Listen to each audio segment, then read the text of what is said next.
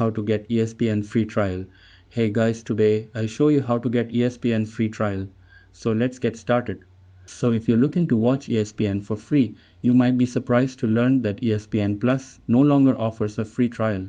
This change was made by Disney, ESPN's parent company, as part of a broader strategy to push consistent subscriptions without trial periods. But don't worry, you can still access ESPN channels for free using other streaming platforms that do offer trials. Services like YouTube TV, Fubo TV, DirecTV Stream, and Hulu Plus Live TV all include ESPN in their packages and offer limited time free trials. For example, YouTube TV and Fubo TV typically give you 7 days to explore everything, including ESPN.